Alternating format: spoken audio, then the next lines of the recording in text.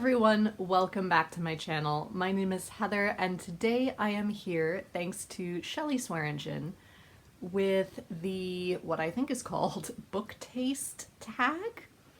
It's a book tag about your book taste, how you review books, what sorts of books you tend to like, what got you started, all those various pieces. So I'm just gonna have a chat with you all. I don't have very many props set up. This is going to be very much a talk-heavy video. So yeah, let's get started. In addition, I have taken the challenge this summer to try to show off all of my bookish shirts because I have quite a few, but from the angle that I film at, you can't often see the design. So I'm gonna take a moment and show that off first. So today we have Book Driver, which does very much describe me. So question number one asks, how do you rate books? And honestly, my rating system is very varied. I do use a star rating system on any of my online trackers like Goodreads or Storygraph because that's what those apps tend to use. And I also have my own individual spreadsheet and that came with a star rating tracker, so I do use that. It is also quite useful for determining my favorite books of the year when we get to December and January, but neither do I live or die by star ratings. What makes a book a 5-star read versus a 4-star read is very fluid to me, which is why I don't really talk about my star ratings here on the channel. I want to talk about what I enjoyed about a book or what I didn't enjoy about it, rather than having firm categories for my ratings. Because what appeals to me may not necessarily appeal to you. So if I give you more specific data to go on, then you can better determine if you would like or not like that particular book. Which brings us neatly into point number 2, which is how do you approach reviewing books? What's your review style? Are you more analytical, emotional, casual, structured? And here again, it's a little bit of a mix. I wouldn't say that I'm emotional in terms of, oh, this book made me cry, because very, very few books make me cry. But I would say that I'm emotional in terms of, with books that I absolutely love, I do form an emotional connection with those books, and that does play into my ultimate review and rating of it. I do try to be analytical up to a point. I call it my English major training. I can't grow out of it. But there again, I don't live or die by it. If it's not, worthy of the literary canon, that doesn't mean that I still can't highly recommend it or love it or even give it a 4 or 5-star rating. So number 3, what's the book that made you a reader? And here again, we're going to have a very long and rambly answer because, as I've said in many other videos so far, I've always been a reader. I don't remember there being a time when I wasn't. Even when I couldn't read yet, I still loved books and found them very important. But I think I hit a lot of literary faves at really good times, and I think Shelley and I actually have a lot of these in common. And I think my first absolute favorite book had to have been Madeline. My great aunt gave me the first Madeline book and doll as a birthday gift when I turned 2. And I just fell absolutely in love. We had to read it over and over again. I had it memorized very quickly. We went through all of the other books. And my Madeline doll that came with that book went with me everywhere. And I still have her 31 years later. So forgive her very bedraggled appearance, but here she still is. She's so delicate, I'm afraid to really give her a wash. But she has been with me everywhere. She has been to Europe several times, went through university, just everywhere. So this was really my first literary love. But in addition, and this is something that my parents and I will still talk about, I hit so many literary waves at exactly the right time in my life. And I don't know that there's really been a period like that since, in terms of I hit American Girl at exactly the right time. I fell in love with those books starting when I was 5, and that has ranged all the way through, even to the present day. I can still quote moments, and I still have all of my dolls. I have all of my original books. I have the supplemental historical books. I loved the magazine, everything about it. I hit Harry Potter at exactly the right time that I could grow up alongside the characters. And I now have a very complicated relationship with those stories, given everything that J.K. Rowling is now saying and funding. And you are welcome to have whatever opinions you like, but the sticking point for me tends to be that she created stories in which it was encouraged to embrace the so-called outcast, misfit, weirdo. It was a book entirely about found family and realizing that who you thought was a very strange person could actually be quite kind and a really fierce and loyal friend and a huge help when you were dealing with insurmountable problems. She created an entire series that encouraged teens to fight language about racial purity and fascism. And then to now turn her back on all of that, I can't see how we got to this point. So I will always love and cherish those original 7 books for those very uplifting messages that they have. But I cannot reconcile that with what their author is saying and doing right now as a person. Question number 4, do you have a genre niche? I would say yes and no. I like to think that I read relatively widely, but everything that I do tend to read does also tend to be interconnected in one way or another. So, for example, historical fiction was and always has been my first great literary love. It is a genre that I go back to over and over again. So classics, I think, then also lead into a love of historical fiction as well, I think. Again, you're getting that glimpse into the past and people's lives. So therefore, any nonfiction that I tend to read tends to be linked to history, be it proper history nonfiction or biography. I will also read contemporary or fantasy, but again, it tends to have at least a slight historical leaning. But then again, like I said, I will tend to read almost anything. I tend to avoid science fiction and horror.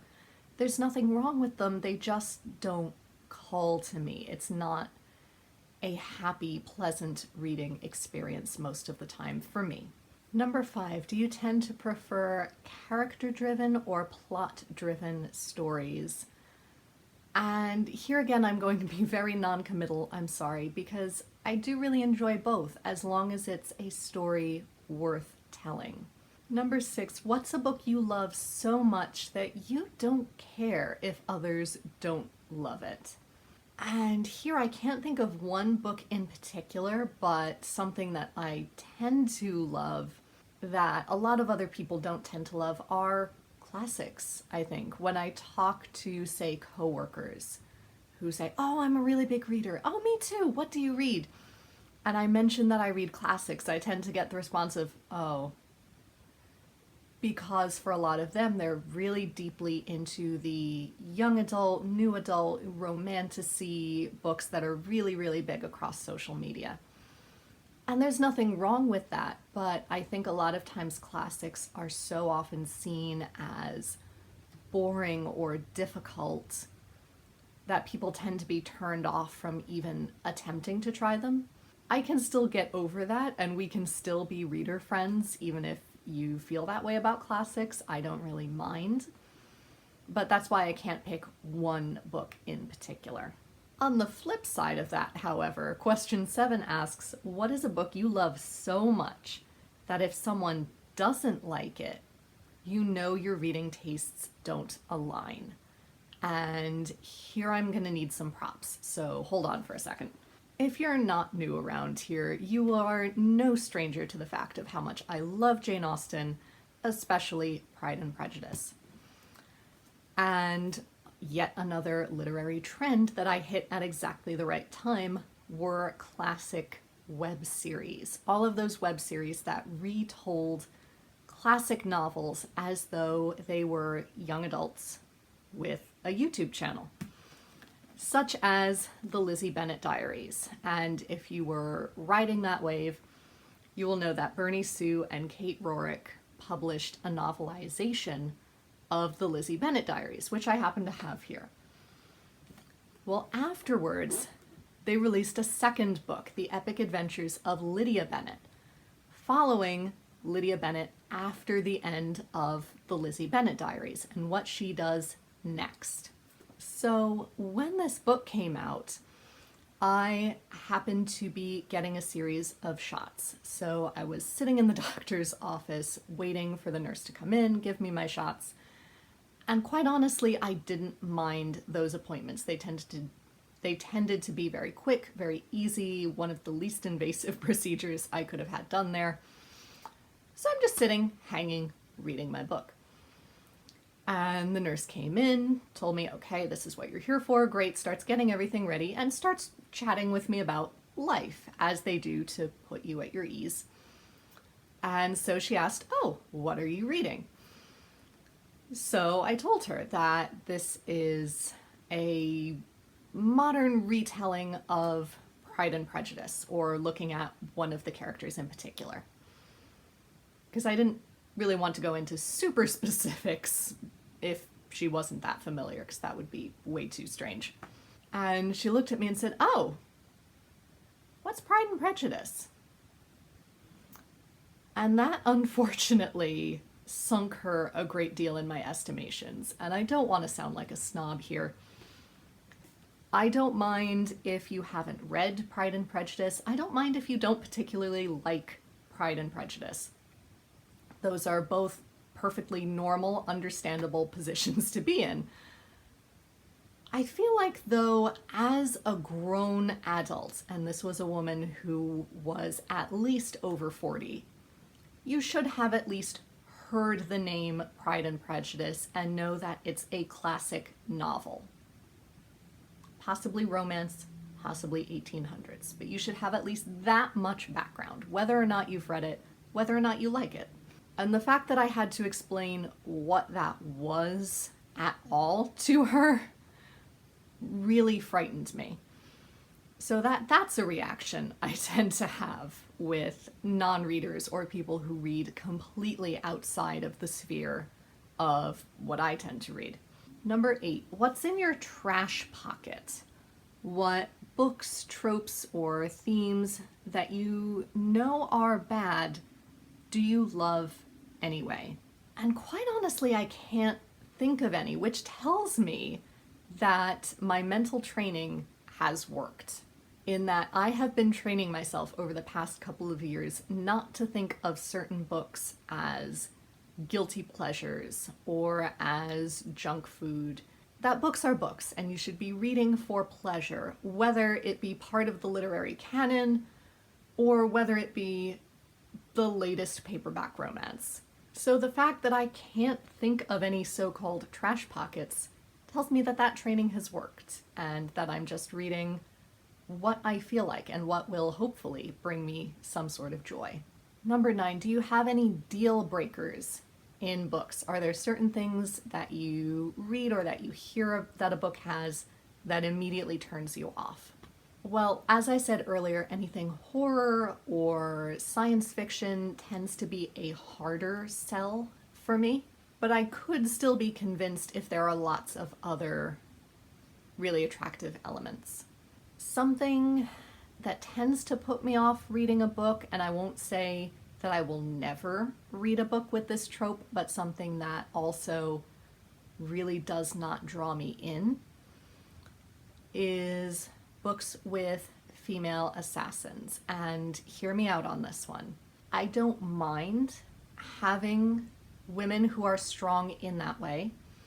I think there's definitely a place for that. I think there are lots of really interesting things that you can explore through that sort of character. The reason it tended to put me off is that for a long while, there tended to be the thought that the only way to have a strong female main character was to somehow make her violent. And so having female assassin main characters became a trend. And that's what I objected to, the fact that that was the only way to have a strong female character, that other kinds of strength were not being valued just as much. I think we've backed off on that, and I'm seeing more of a variety of strong female characters. But yeah, that's why I don't tend to be drawn to female assassins, because for a while they were painted as the only way to be, and because that is so not me and not something that I identify with, I slightly took offense to that limiting of strength. That's not to say that I would never read a book with that sort of main character, it just doesn't appeal to me as much. Number 10 asks, what's a strong opinion you have about a book that was published in the last year? And honestly, right now, I can't really think of one, purely because I'm really bad at keeping up with what is currently being published. And any books that I know have been published within the current year, for example, the only one coming to mind is the latest in the Fourth Wing series. I've never touched that series, so I really don't have any strong opinions on it because I don't know what it's like. Number 11, what do you look for in writing? And they give some examples of, is it prose style, themes, voice, structure, something else? Honestly, I think it's a combination of all of those things. I think each author has their strengths and their weaknesses, but all of those elements are so important and key in developing a distinctive style that any author combining those in a really unique and powerful way is going to have a really strong writing style.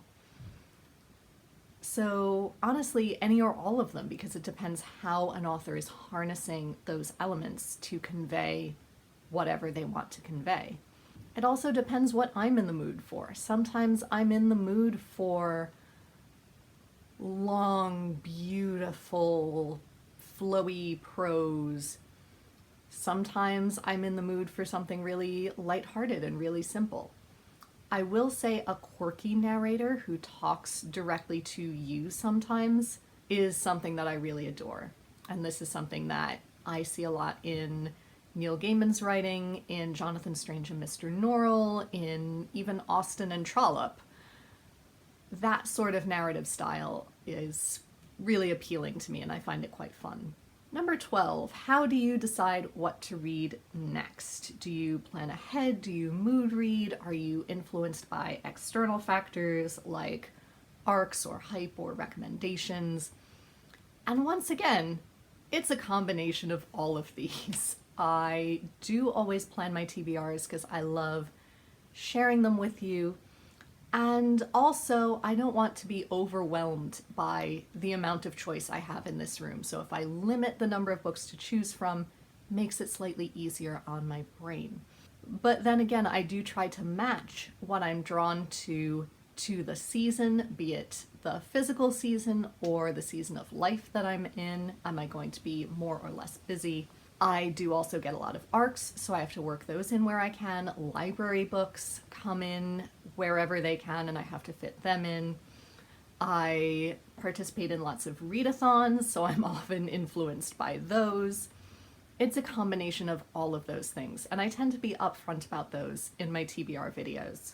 Number 13, where do you tend to get inspiration for your booktube content? And again, it's a combination of factors. Sometimes it's a conversation I've had with someone in my personal life. Sometimes it's a comment from one of you all wanting to know more about one thing or another. Sometimes it's exciting events that are coming up. Sometimes it's fun tags that I see in other people's content. It's a lot of different things. If you could make any book go viral right now, what would it be? And this is going to sound really cheesy, but I think anything by Shakespeare needs to go viral.